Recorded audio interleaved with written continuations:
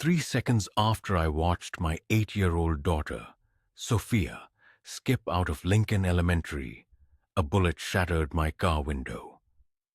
Blood splattered across her Disney backpack as she collapsed onto the sidewalk. The last thing I heard before my military training seized control was her voice, a heart-wrenching plea. "Daddy, I can't feel my legs." At that very moment, Vincent Romano unwittingly made the most grievous error of his wretched existence.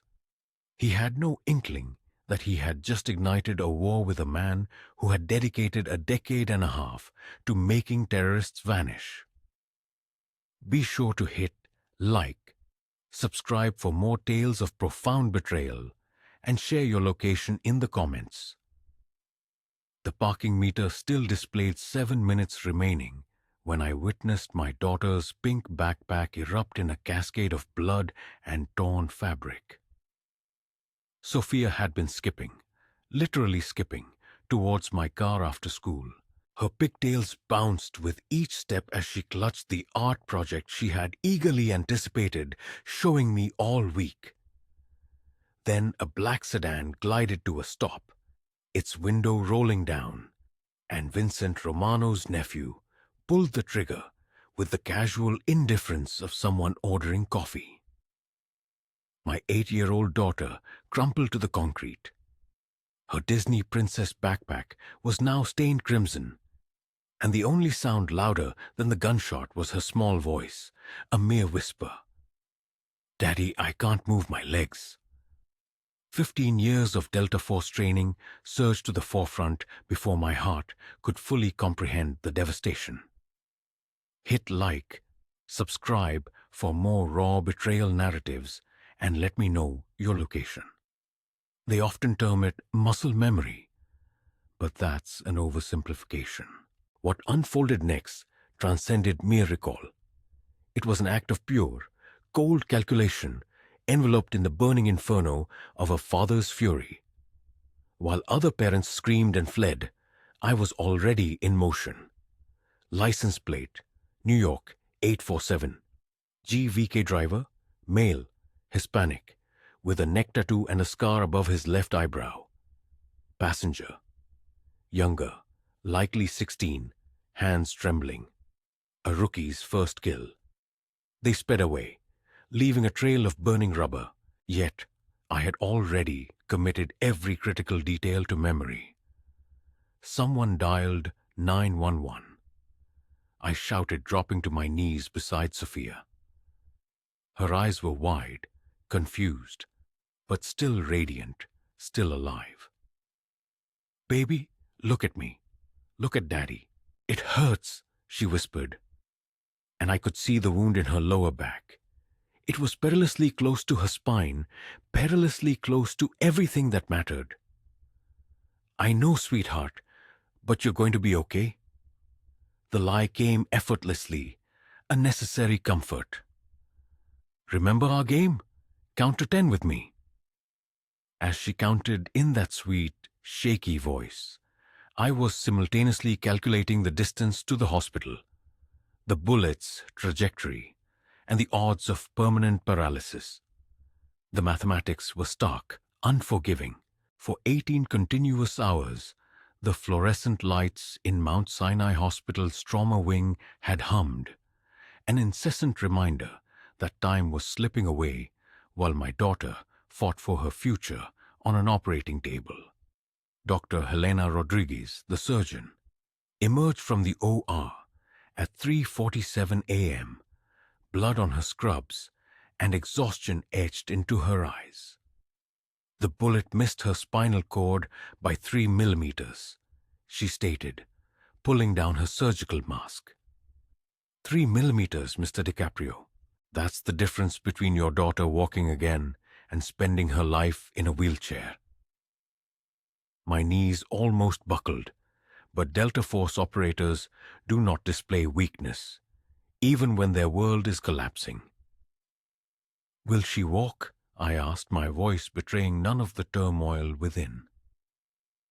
"The next 72 hours will tell us everything." There's swelling around the nerve pathways, some fragment damage to the L4 vertebrae. We removed what we could, but... She paused, scrutinizing my face. Your daughter is incredibly strong. Bolder than most adults I've treated. It was then that Detective Maria Santos appeared in the hallway, her shield hanging from a chain around her neck. She was younger than I'd anticipated, perhaps in her early 30s, with intelligent eyes that missed nothing. Mr. DiCaprio, I'm investigating your daughter's shooting. Can we talk? I followed her to a small consultation room, redolent with the scent of disinfectant and dashed hopes. She produced a notebook that had seen better days and clicked her pen twice. A nervous habit, I observed. I've been working gang violence for 6 years, she began. This wasn't random. Vincent Romano's crew has been expanding territory, and Lincoln Elementary sits right on the border between their turf and the Castellano family's neighborhood. Your daughter was a message. A message? The words emerged flatter than I intended, but rage often imbues everything with a monotone quality. Romano's trying to push the Castellanos out. A shooting in broad daylight near a school attracts media attention, making their rivals appear weak for not protecting their neighborhood. She leaned forward. The problem is, we can't touch him. Half my department is either bought off or too scared to pursue the Romano family. I gazed at her for an extended moment, discerning the frustration in her posture. So, you're telling me the man who tried to murder my daughters is going to walk free? I'm telling you the system is broken. She closed her notebook. But I'm also telling you I won't stop digging. Romano made a mistake targeting a child. Even dirty cops have lines they refuse to cross. After she departed, I sat alone in that sterile room and placed 3 phone calls. The first was to my wife, Natalie, who was staying at her sister's house, unable to bear seeing Sophia connected to machines. The second was to my former commanding officer, Colonel James Reeves, now engaged in private security work in Virginia. The third call went to a man named Travis Stone, an individual specializing in acquiring information that didn't exist in official databases. Leonardo DiCaprio, Travis's gravelly voice, rumbled through the encrypted phone. Thought you were dead, brother. Close enough. I need everything you can find on Vincent Romano, Brooklyn. His crew, his operations, his weaknesses. And I need it yesterday. Is this about that school shooting I saw on the news? The little girl who got... That's my daughter, Travis. The line fell silent for 10 seconds. When Travis spoke again, his voice had undergone a noticeable shift. Consider it done. And Leo, whatever you're planning, you know I'm in. By morning, Romano's entire operation was meticulously etched into my mind.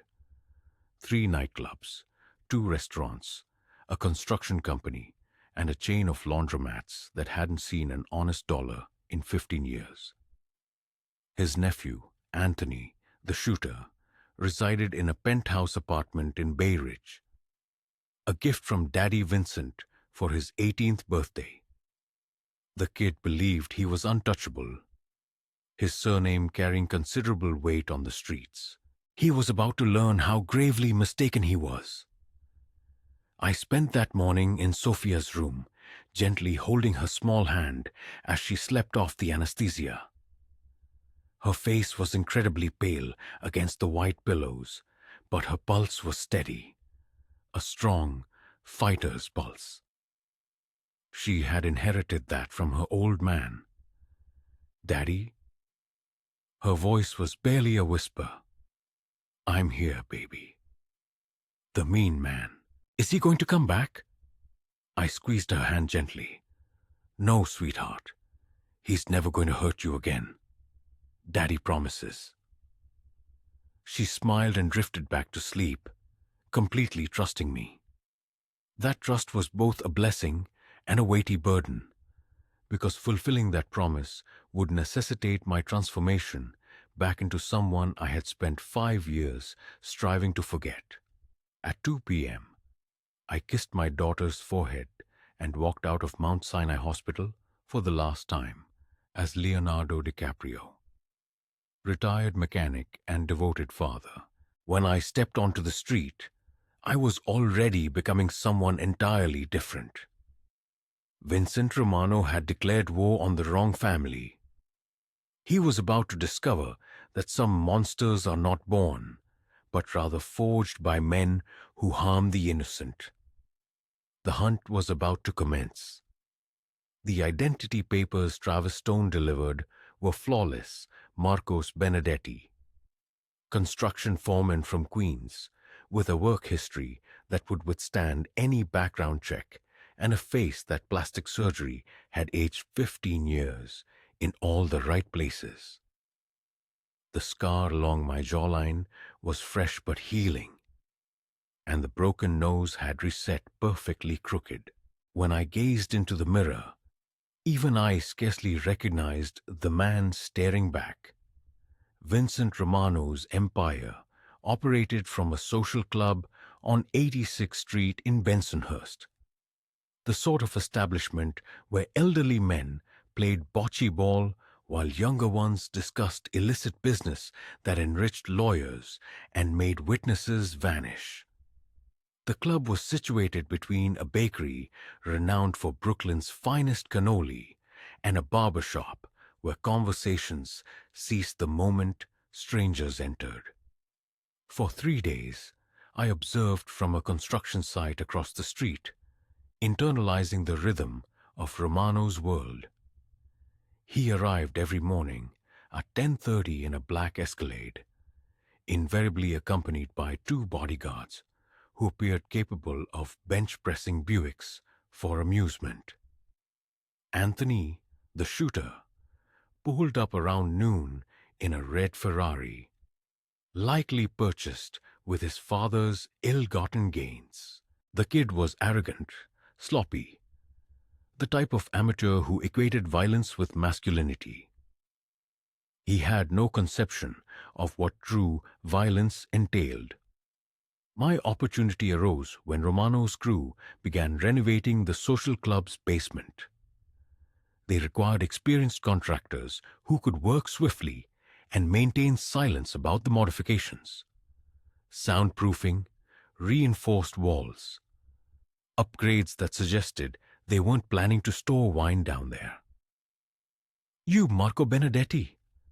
The man posing the question was Tommy Ricci, Romano's lieutenant, built like a refrigerator, with severe anger management issues.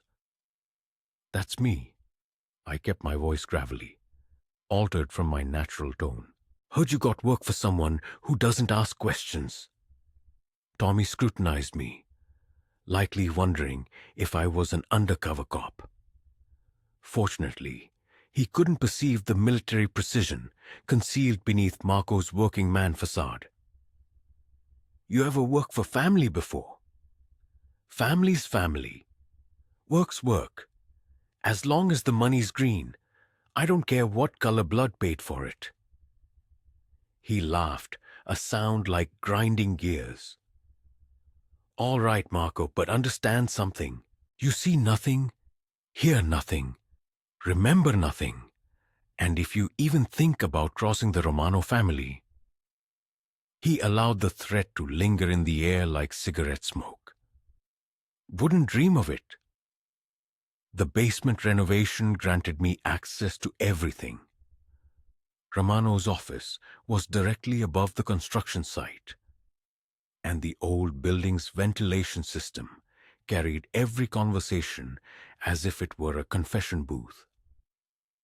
Within a week, I possessed more knowledge about the Romano operation than most of his own soldiers.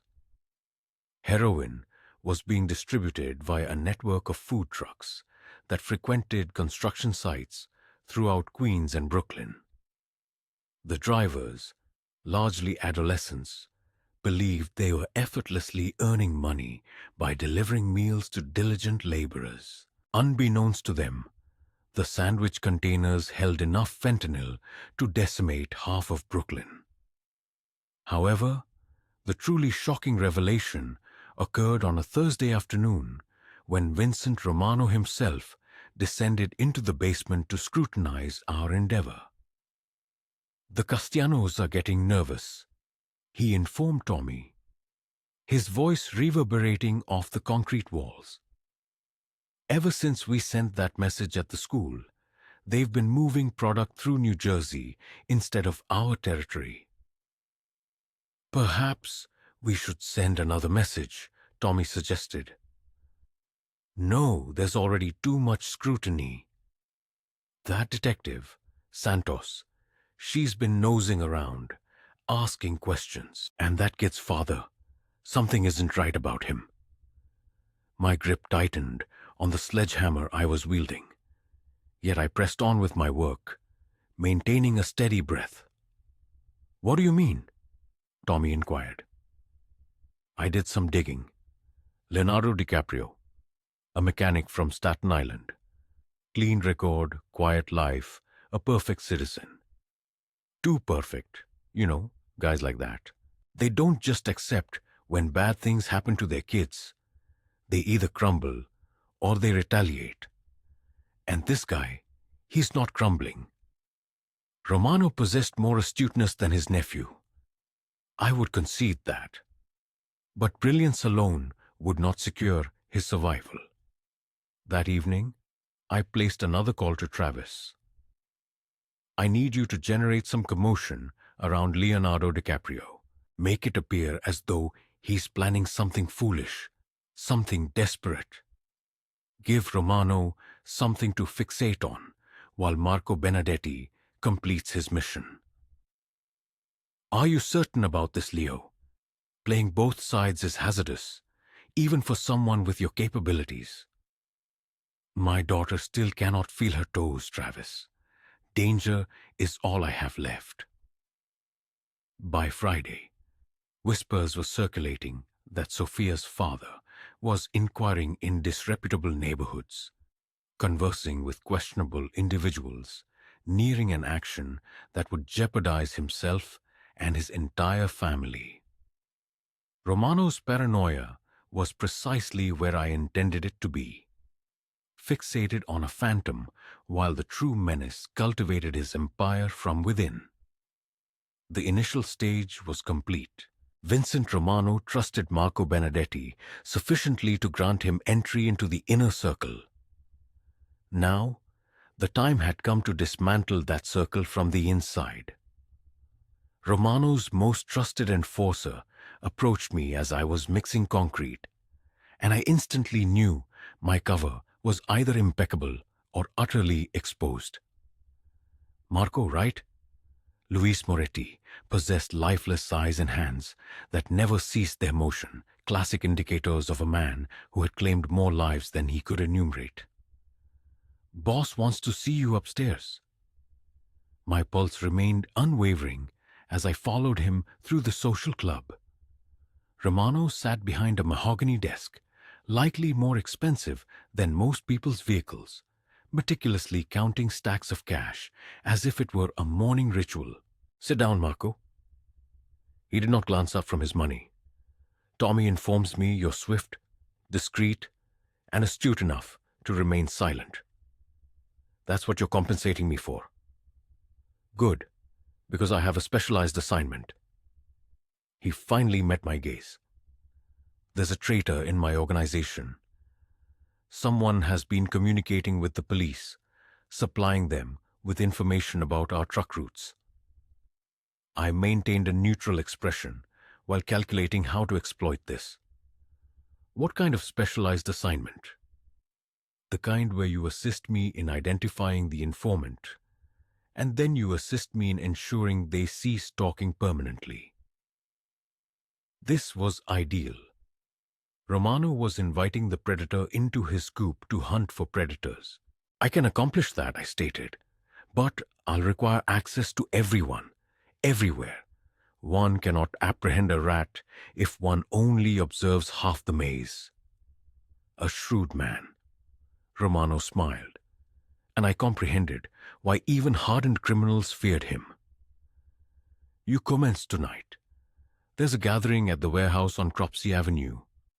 All my lieutenants will be present, discussing next week's shipments. That evening, I sat in Romano's warehouse, enveloped by 15 of Brooklyn's most ruthless individuals, listening as they charted distribution routes for enough heroin to contaminate half the East Coast. But I was not there to thwart drug deals. I was there to sow seeds of suspicion that would blossom into full-blown paranoia. You know, I interjected during a lull in the conversation. When I worked for the Genovese family in Jersey, we encountered a similar issue. It turned out the informant wasn't who anyone suspected. Vincent leaned forward. What do you mean? The individual everyone trusted most had been with the family for 20 years. The problem was, the police had his son on drug charges, threatened to imprison the kid for life unless Daddy cooperated. I shrugged. Sometimes the most loyal soldier harbors the greatest vulnerability. I observed Romano's eyes traversing the room, suspicion creeping across his face like a shadow. Every man in that warehouse possessed something to lose. Wives, children, siblings who could be used as leverage. That's intriguing, Marco, Romano stated slowly. Quite intriguing. The meeting disbanded 20 minutes later, but I could discern the damage was already inflicted. Romano pulled Tommy aside, then Luis, then Danny Torino, his accountant, whispered conversations, nervous glances, the kind of tension that transforms allies into adversaries. Over the subsequent week, I furnished Romano with meticulously crafted intelligence. A narrative about Luis conducting private phone calls at unusual hours, apprehension regarding Tommy's escalating gambling debts, questions about why Danny's wife suddenly possessed extravagant jewelry when the ledgers indicated business was slow. Concurrently, Detective Santos was receiving anonymous tips about Romano's drug trucks, always a step behind, but close enough to agitate the crew. Close enough to make Romano question who was relaying information to the police. The breakthrough occurred when Romano decided to test his inner circle. Tomorrow, we have 3 shipments departing, he announced during another warehouse meeting. But I will only inform each of you about one route. If the police appear, I will know precisely who the informant is. I nodded in agreement with everyone else, but internally, I was already strategizing. Travis had acquaintances in the NYPD, upright officers who would eagerly seize the opportunity to interdict a significant heroin shipment if they received the correct tip at the opportune moment.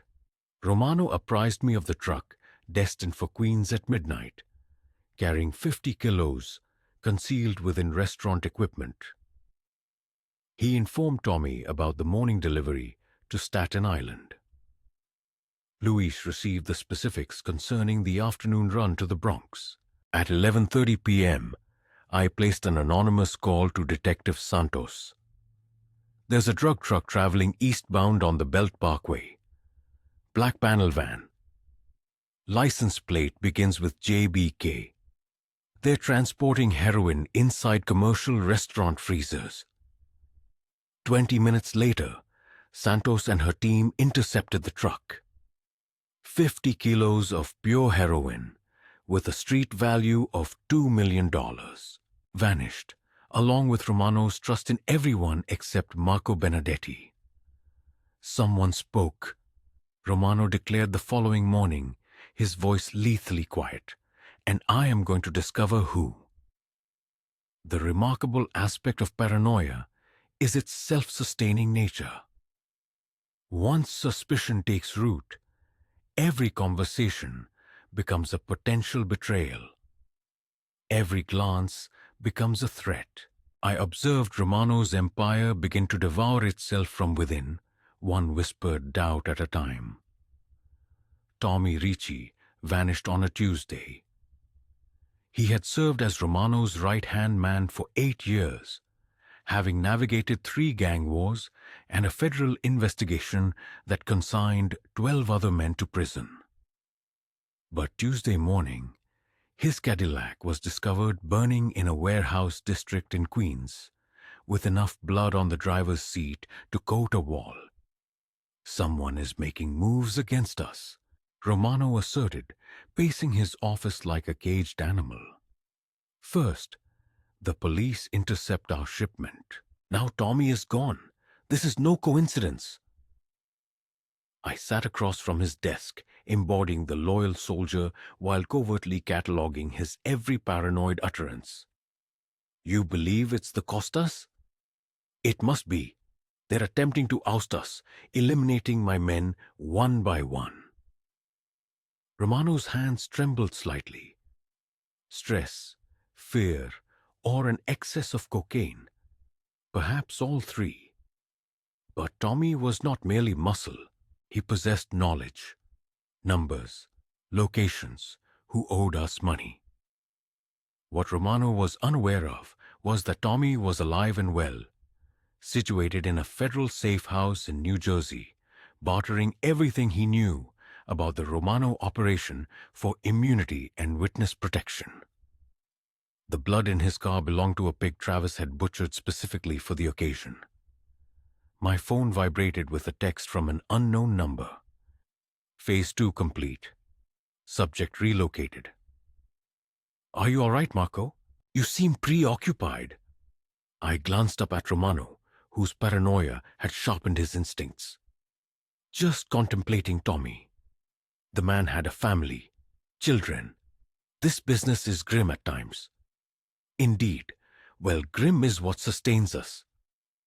Romano opened his desk drawer and extracted a .45 caliber pistol, checking the magazine with practiced efficiency. I want you to assume Tommy's responsibilities. The money collections, the protection routes, everything. This was precisely what I required. Access to Romano's entire financial network. I can manage it. Good, because if a war is brewing, I require soldiers I can trust. He slid a piece of paper across the desk. Begin with this list. Every business on there owes us protection money. Some of them might be growing audacious now that Tommy's gone. The list comprised 43 businesses spanning Brooklyn and Queens. Restaurants, auto shops, construction companies, even a few legitimate establishments that had become ensnared in Romano's web. Each paid between $500 and $5,000 monthly for the privilege of operating without harassment.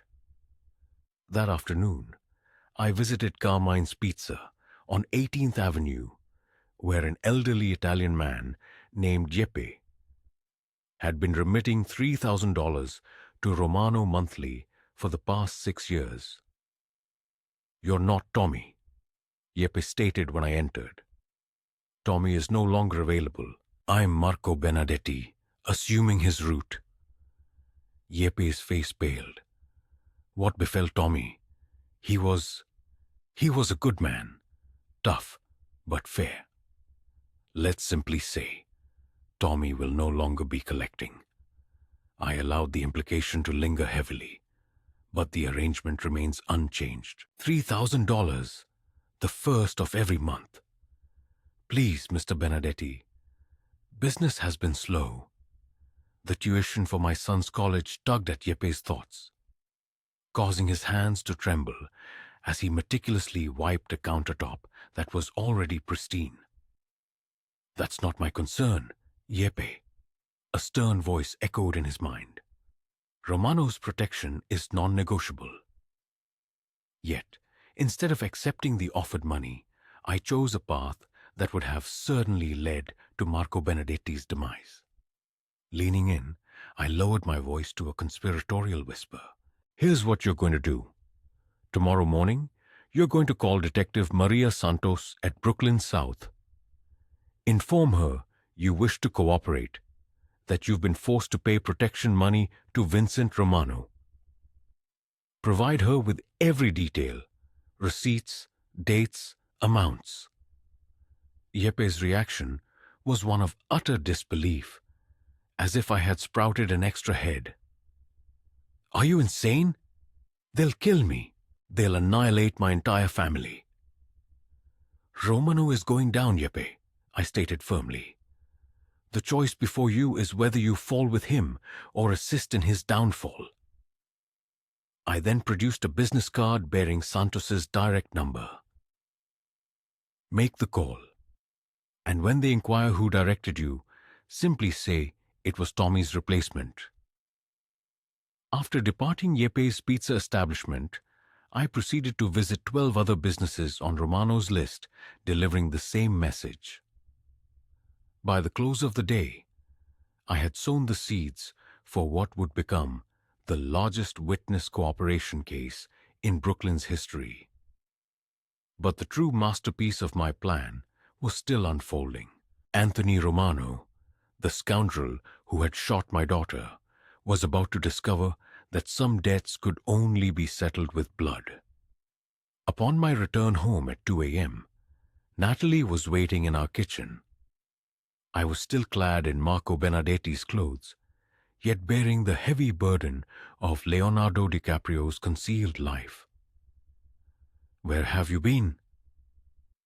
Her voice was steady, but I detected a flicker of fear in her eyes, reminiscent of the day Sophia was shot. You vanished for hours, returned smelling of cigarettes and concrete dust, and you refused to tell me anything. I placed my keys on the counter, desperately buying time I didn't possess. For 3 weeks, I had maintained a precarious double life, and the cracks were beginning to show. I've been working, taking extra shifts to cover Sophia's medical bills, I offered.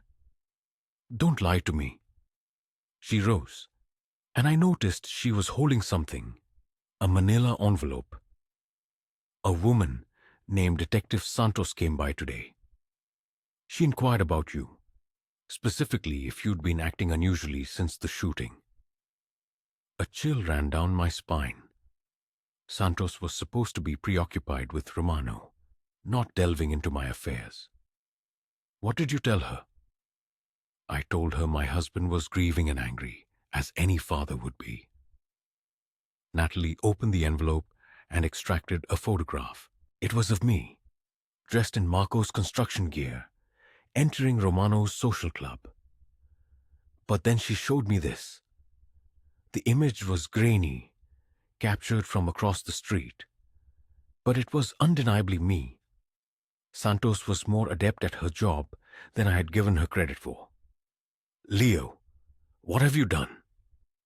I gazed at my wife of 12 years, the woman who had steadfastly supported me through PTSD nightmares and helped me reconstruct a normal life after my military service. She deserved the truth, yet the truth could endanger her.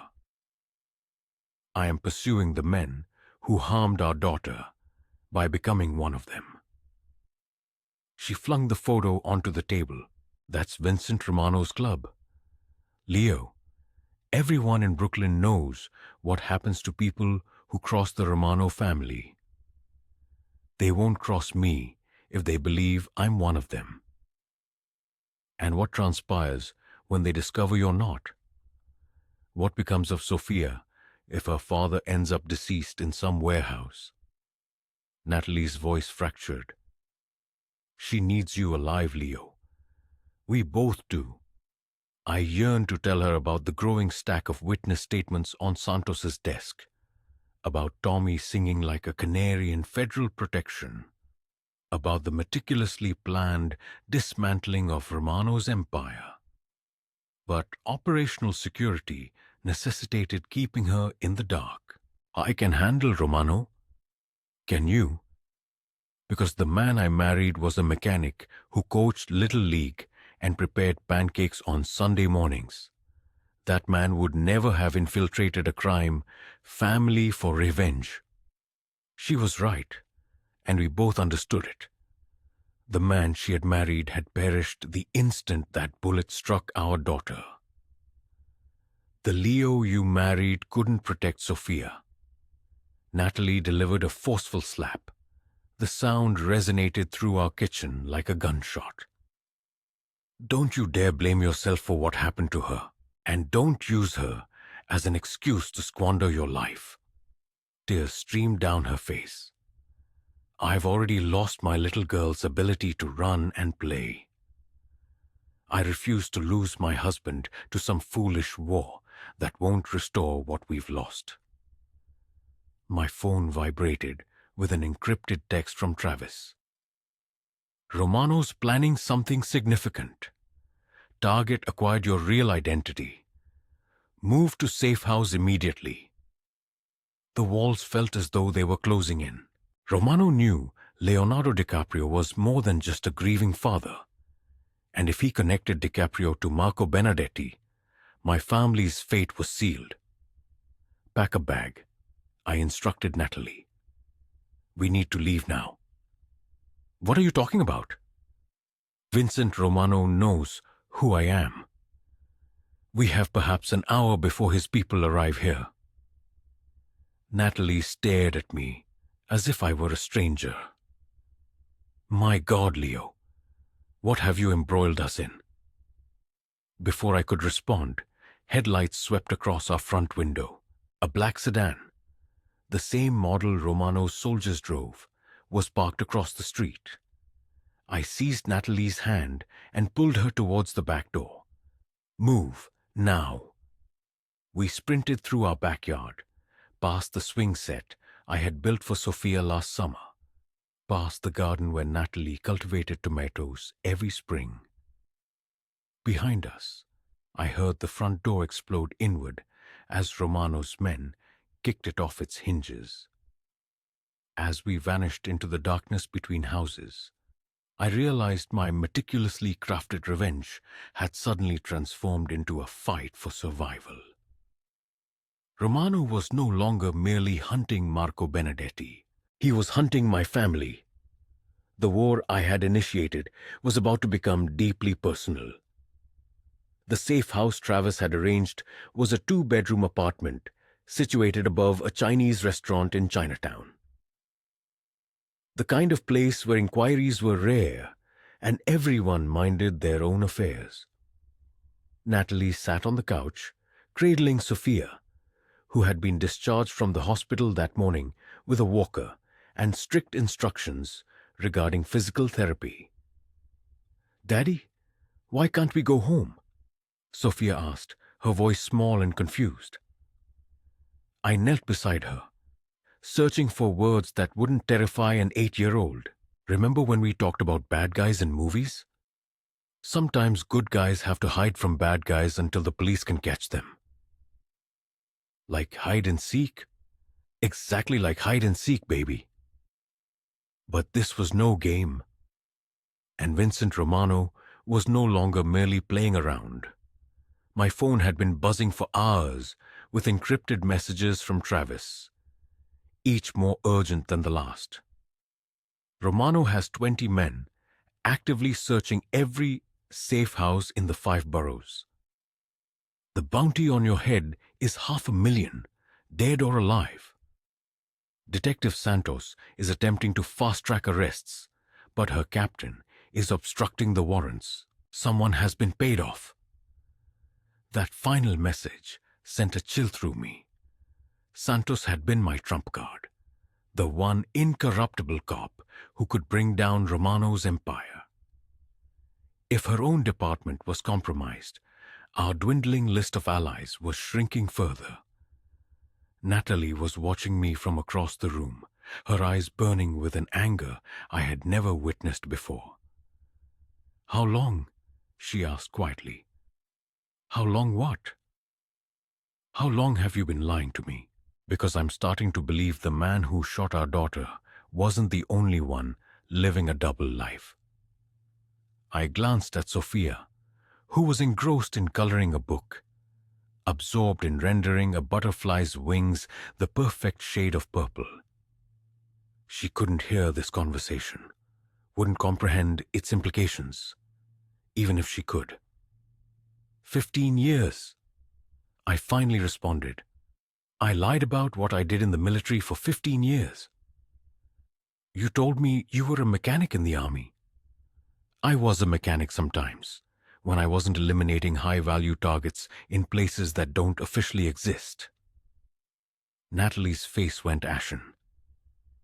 You were an assassin. I was a soldier who followed orders and kept his mouth shut.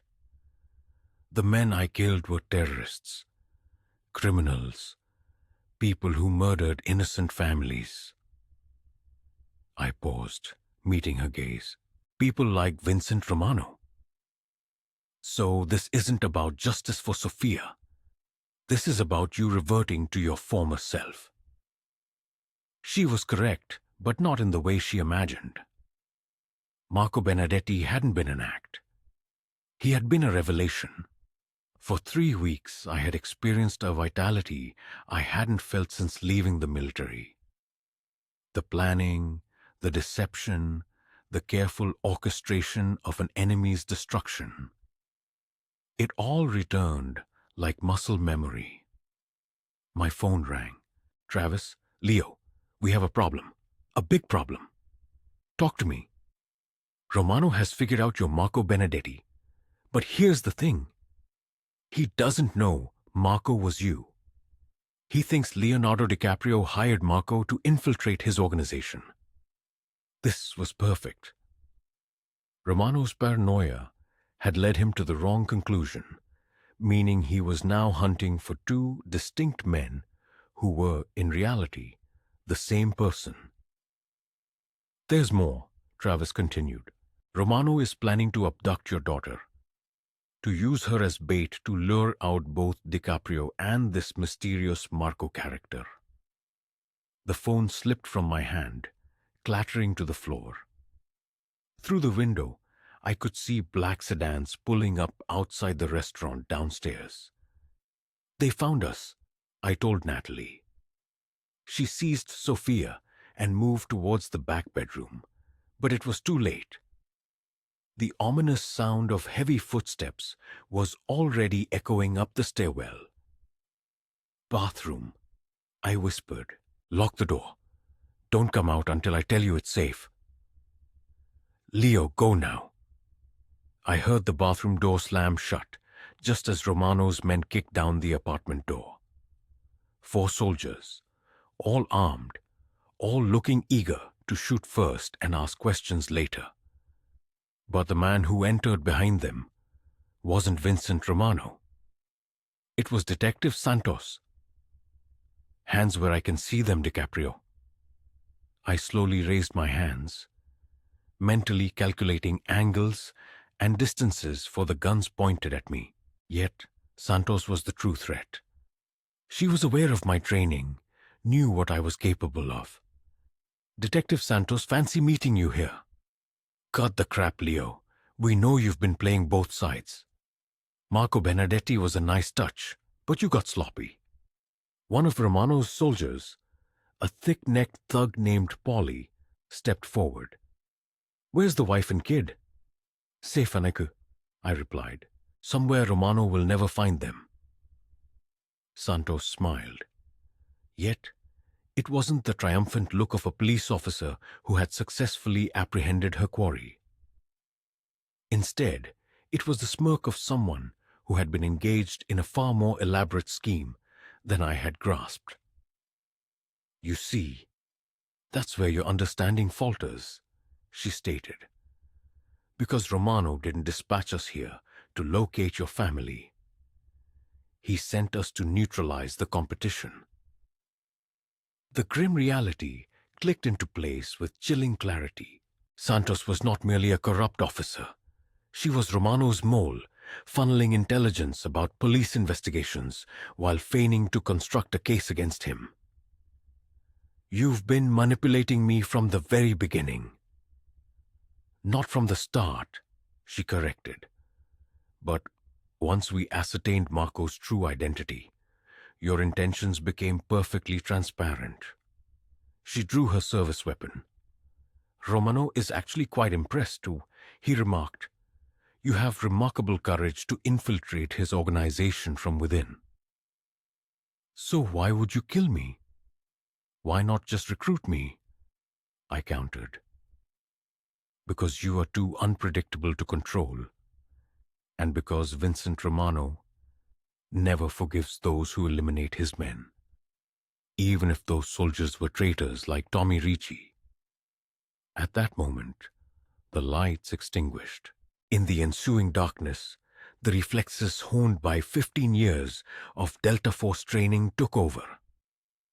I dove to the left as a barrage of gunfire erupted, using the kitchen counter for concealment while glass shattered around me.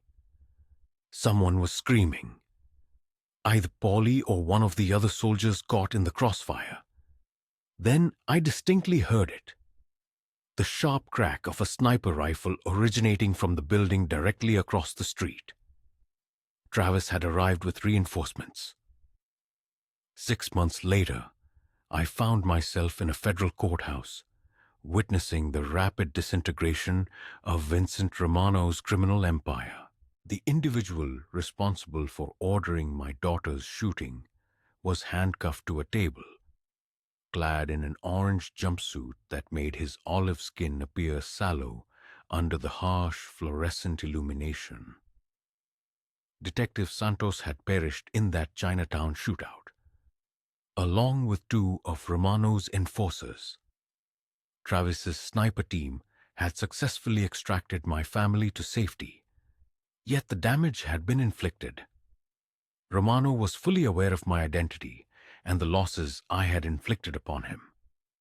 The critical difference now was that he faced federal racketeering charges, while I was positioned in the witness section, formally under the protection of the U.S. Marshals Service. The prosecution calls Leonardo DiCaprio to the stand. I passed Romano's table, feeling his gaze burn into my back like laser sights.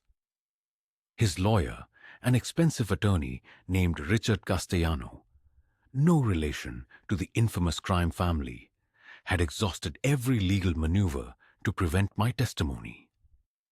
The crucial issue, however, was that I had meticulously recorded everything during my time posing as Marco Benedetti. Assistant U.S. Attorney Jennifer Walsh, perhaps 35 years old, possessed the focused intensity characteristic of those who prosecute formidable men who believe themselves to be beyond reach. Mr. DiCaprio, could you please recount for the court the events of March 15th, the day your daughter was shot? I directed my gaze towards the jury. 7 women and 5 men, all appearing to comprehend the profound depth of a parent's love for their child. I was picking up my daughter, Sophia, from Lincoln Elementary when a black sedan pulled alongside. Vincent Romano's nephew, Anthony, fired 3 shots. One struck my daughter in the lower back. And what transpired thereafter? I made a definitive decision. I would relentlessly pursue and destroy the man responsible, regardless of the cost.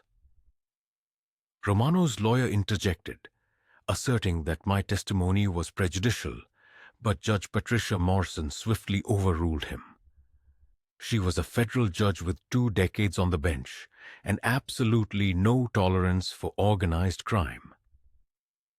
Continue, Mr. DiCaprio. I assumed a false identity and successfully infiltrated Romano's organization for a period of 3 months. During this time, I meticulously documented instances of drug trafficking, money laundering, extortion, and murder. All the evidence you have reviewed originated from recordings I made while operating as his construction contractor. Walsh then proceeded to play the audio recordings. Romano's voice was heard discussing heroin shipments, issuing orders for the assassination of suspected informants, and boasting about his corruption of police officers. The jury listened in stunned silence as Vincent Romano's voice filled the courtroom, describing acts of violence with the same casual indifference that other men might use to discuss the weather. However, the most incriminating evidence was not found within those recordings. Mr. DiCaprio, can you identify the individual who ordered your daughter's shooting? I pointed directly at Romano, who glared back at me with unadulterated hatred. Vincent Romano. He instructed his crew that the shooting was intended as a message to rival gangs regarding territorial boundaries. My 8-year-old daughter became collateral damage in his pursuit of business expansion. Romano's attorney relentlessly attempted to undermine my credibility during cross-examination, portraying me as a vengeful father who had committed crimes to falsely implicate an innocent businessman. Yet, the overwhelming evidence, financial records, surveillance footage, and the damning testimony from Romano's own soldiers who had cooperated rather than face life sentences proved insurmountable. The trial stretched over 3 weeks. Each day, I walked past protesters outside the courthouse. Some championed Romano as a community businessman unfairly victimized by the government, while others demanded justice for the countless families he had shattered. Natalie and Sophia remained under witness protection, but I could sense their presence, even from a distance. Anthony Romano testified against his uncle, hoping to secure a reduced sentence for his role in the shooting. The young man had matured significantly during his time in federal custody, no longer the arrogant teenager who had pulled the trigger. Prison, it seemed, had a way of accelerating the aging process. Uncle Vincent instructed me to send a message, Anthony stated, his voice barely audible. He claimed that a shooting near the school would portray the Castanos as weak, incapable of safeguarding their own territory. Did your uncle explicitly order you to shoot the child? No, he admitted.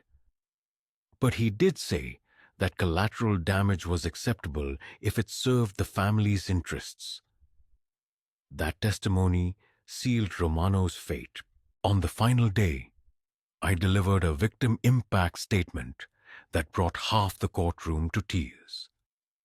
Sophia DiCaprio was merely 8 years old when Vincent Romano decided that her life was a permissible sacrifice for a few blocks of territory, I declared. My gaze fixed on the man who had irrevocably stolen my family's innocence. She will never run as she once did, never play soccer or dance ballet. She walks with a limp, a constant reminder to us all of the devastating consequences when malevolent individuals make decisions about the lives of others. Romano's mother wept openly in the gallery, an elderly woman who had likely spent 6 decades in denial, refusing to acknowledge her son as anything other than a monster. But Sophia is alive, I continued. She's strong, she's brave, and she's enveloped by the love of those around her. Vincent Romano seized her mobility, but he could not diminish her spirit. And now, he will spend the remainder of his life confined to a cage, which is precisely where monsters belong. The jury deliberated for 6 hours. When they returned with guilty verdicts on all 37 counts, Romano finally lost his composure. He lunged across the table, screaming threats that would undoubtedly extend his prison sentence. "You're dead, DiCaprio. You and your entire family. This isn't over." Federal marshals apprehended him before he could reach me, but his words resonated through the courtroom like an ominous prophecy. Judge Morrison sentenced Vincent Romano to life in prison without the possibility of parole. As he was led away in chains, he cast one final look. "This isn't finished," he mouthed. But I believed it was. At least I genuinely believed it was. Federal Prison Camp Otisville was widely regarded as one of the nation's most secure, maximum security facilities. Yet Vincent Romano had been making calls that proved even concrete walls and steel bars could not contain his influence. I was in my home office, reviewing security footage from our new residence in Virginia, when Travis called with news that sent a chill through me. "Romano has been orchestrating his organization from within prison," he stated without preamble. Phone calls to his remaining lieutenants, encrypted messages via his lawyer, the entire operation. "And Leo, they're planning something for Sophia's birthday." My daughter's 10th birthday was just the following week. 2 years had elapsed since the trial, and we had been living under assumed names in a tranquil suburb outside Richmond. Sophia was flourishing, walking without her walker, participating in adapted sports, and cultivating friendships with children who knew nothing of her father's past or her own trauma. "What kind of something?" I demanded. "The kind that results in your family in body bags, and Romano having the ultimate victory from his cell." I closed my laptop and moved to the window overlooking our backyard, where Sophia was cheerfully teaching our neighbor's dog to fetch. Her laughter was utterly carefree, as a 10-year-old's should be. That sound was the most beautiful thing in the world, and Romano sought to extinguish it forever. "How many men?" "At least 6, all possessing military or law enforcement backgrounds. Romano is paying top dollar for professionals capable of breaching federal protection protocols." That night, I had the most difficult conversation of my marriage. Natalie listened in silence as I explained that our newfound life was on the precipice of shattering once more. That Vincent Romano's virulent hatred had endured prison walls and federal sentences. "So, what do we do?" she finally asked. "Run again? Change our names again? Spend the remainder of our lives constantly looking over our shoulders?" "No," I declared. "We put an end to this." "Leo, he's in federal prison. How do you end something when your enemy is confined to a cage?" "By entering the cage with him." The plan I outlined to Travis would have been instantly dismissed by any rational military commander as excessively perilous, overly intricate, and fraught with too many variables that could go awry. Yet Romano had made one crucial error. He believed that his incarceration rendered him untouchable. He was about to discover otherwise. Gaining access to Otisville necessitated calling in favors from individuals I had sincerely hoped never to contact again. Colonel James Reeves, currently engaged in defense contracting for the Pentagon, possessed extensive connections within the Federal Bureau of Prisons. A forged transfer order, coupled with some creative paperwork, meant that Marco Benedetti was suddenly being relocated from a facility in California to serve the remainder of his sentence in New York. Romano's expression when I entered the prison yard was ample recompense for every risk I had undertaken to be there. "Well, well," he uttered, surrounded by his usual entourage of sycophants and muscle. if it isn't the renowned Leonardo DiCaprio, although I understand you're now operating under the name Marco. Vincent, you appear remarkably well preserved for someone leading a confined existence. He chuckled, yet I observed a calculating glint in his gaze. Romano was clearly puzzled as to why I had engineered my own arrest, why I had voluntarily entered his domain where he held every conceivable advantage. Federal prison is an amusing place, he continued. Sometimes unfortunate incidents occur.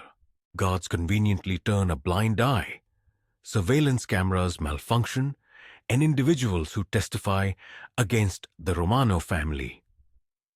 Well, their lifespans tend to be remarkably brief. Is that intended as a threat? It's a solemn promise. You dismantled my enterprise, orchestrated the death of my nephew in a prison skirmish, and deprived me of everything I painstakingly constructed over 3 decades. But here's the exquisite part. I'm going to reciprocate. He produced a photograph that sent a jolt through my heart. It depicted Sophia emerging from her new school in Richmond, utterly oblivious to the fact that she was being observed. My operatives are fully aware of your daughter's educational institution, your wife's grocery shopping habits, and every location where you believed you could evade the justice of the Romano family. Tomorrow evening, while you are confined to your cell, they will pay your family a visit. I fixated on the photograph, then lifted my gaze to Romano with an expression that prompted several of his associates to recoil. Vincent, do you comprehend the fundamental distinction between you and me? Enlighten me. You perceive yourself as a predator, yet you're merely a bully who benefited from decades of good fortune. I represent something you have never encountered before. An individual with absolutely nothing left to lose, possessed of the capability to seize everything you cherish. What precisely does that imply? I offered a faint smile. It signifies, Vincent, that your men are already deceased. They simply haven't realized it yet. Vincent Romano passed away at 3:17 a.m. on a Tuesday morning, alone in his cell. A demise the prison medical examiner would subsequently attribute to a massive cardiac arrest induced by acute stress and underlying cardiovascular disease. However, I possessed a more accurate understanding. The attack had commenced during the evening recreation period when Romano was exercising in the prison yard, encircled by inmates who still paid homage to him and feigned that his approval retained its former significance. He had been boasting about the hit squad en route to Virginia, describing in explicit detail what his men would inflict upon Sophia before ending her life. It was at that moment that I revealed the unvarnished truth. Vincent, do you recall the 6 professionals you engaged to eliminate my family? The ones with military and law enforcement backgrounds. What about them? They are all dead. The color visibly drained from his face. I produced a document, a message Travis had discreetly conveyed through our prison contact. 6 names, 6 addresses, 6 confirmation codes that signified Vincent Romano's ultimate gambit had been neutralized before it could even begin. Marcus Webb, former Army Ranger, discovered deceased in his Atlanta apartment with a single gunshot wound to the head. David Chun, LAPD SWAT, involved in a vehicular accident on I-95. That, incidentally, was no accident. Shall I proceed?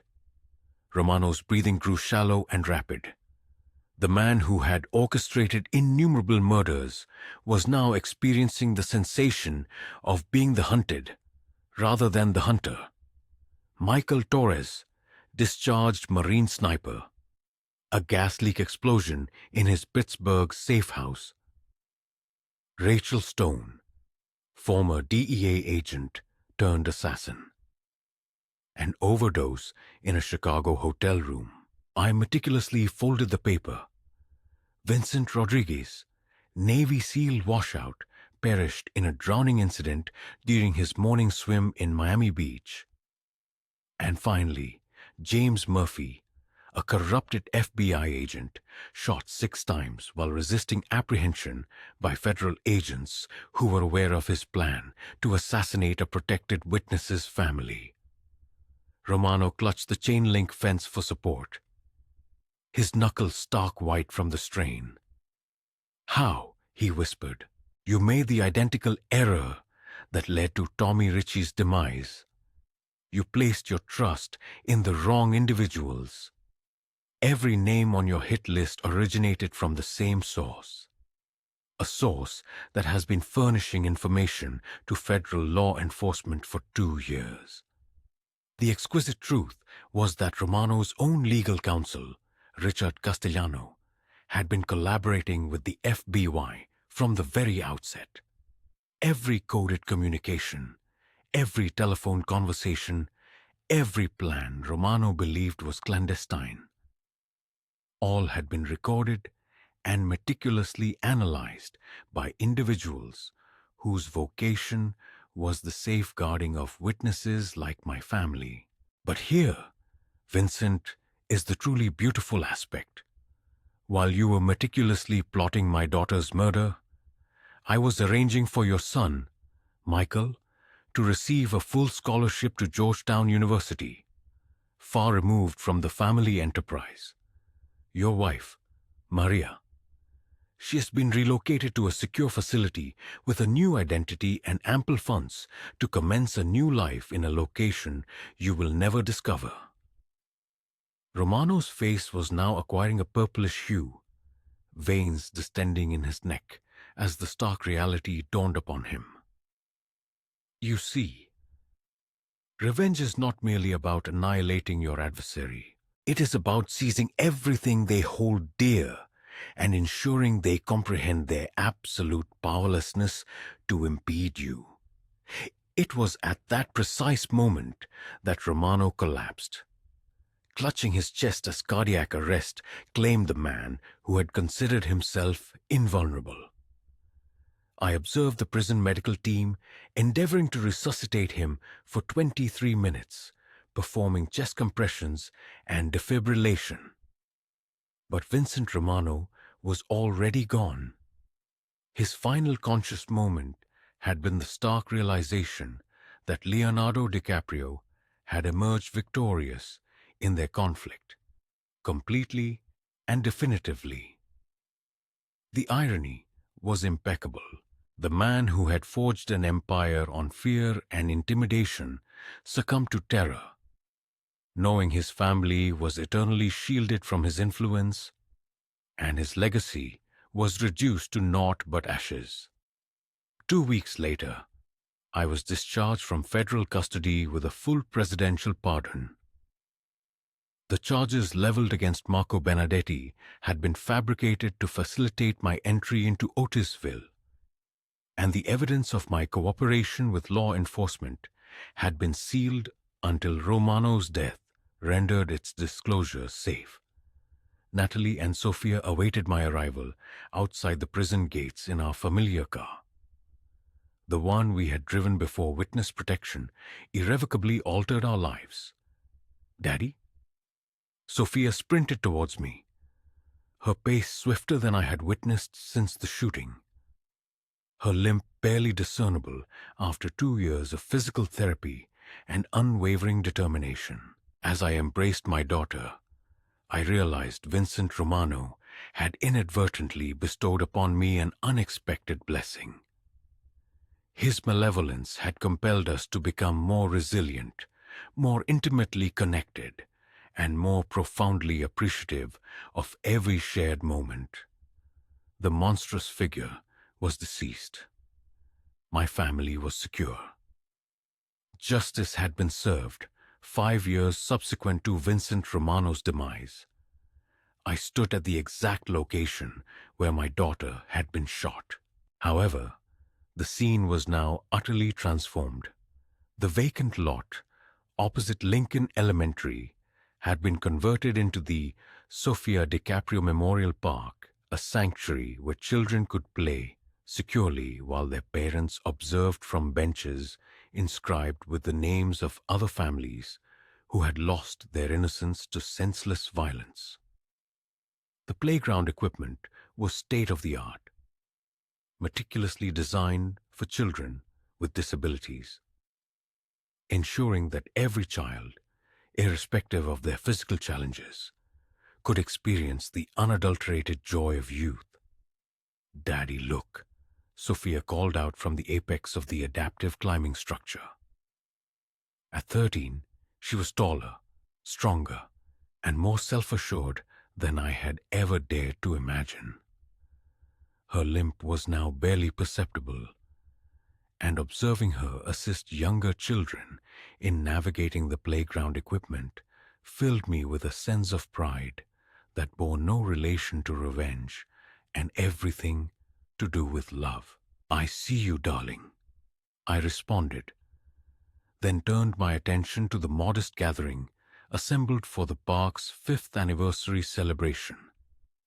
Mayor Patricia Williams approached the microphone we had positioned near the memorial wall, a granite monument etched with the names of every child who had been injured or killed in gang violence throughout Brooklyn over the past decade.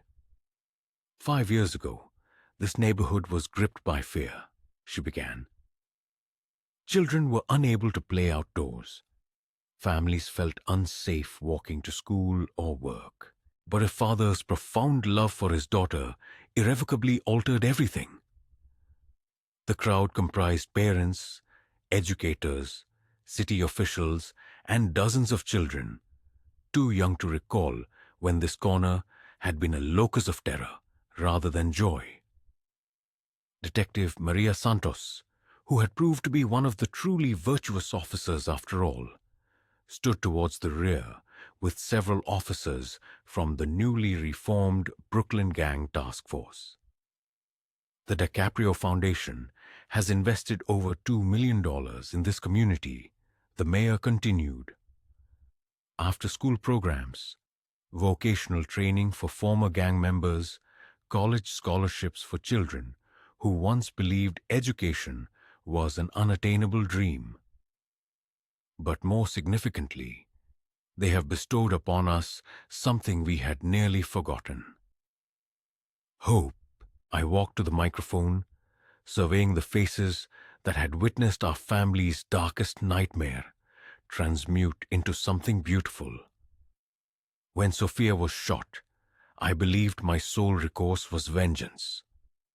I harbored an intense desire to destroy the men who had harmed my daughter, and I was prepared to become a monstrous entity to achieve that end. I paused, locating my daughter within the crowd. She was seated with Natalie, both of them radiating a peaceful serenity that emanates from surviving unimaginable hardship and choosing forgiveness. Yet revenge is merely another manifestation of violence, and violence only perpetuates a cycle of more victims. Genuine justice, enduring justice, arises from constructing something superior to what was destroyed. The truth was far more intricate than I could articulate to this assembly. Yes, Vincent Romano had perished in prison, and yes, his organization had been comprehensively dismantled. However, the authentic victory had not been his death. It had been observing former gang members evolve into mentors, witnessing children opt for books over bullets, experiencing an entire community collectively decide that love possessed greater potency than fear. Today, children romp where my daughter nearly lost her life.